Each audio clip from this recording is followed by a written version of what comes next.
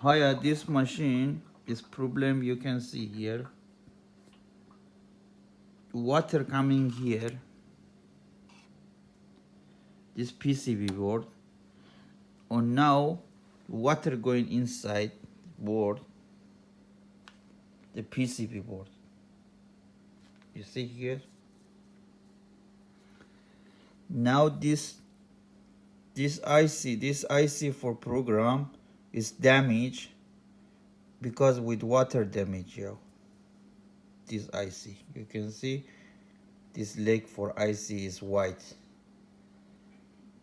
This side water with water damage, this IC, this PCB board. Okay, now this machine, when you start, when you start it's working. After 2 minutes machine power off because this PCB board is damaged.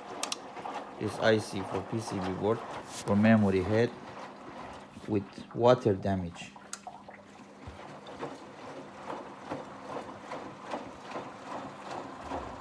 I think water with this cabinet come down and going to machine.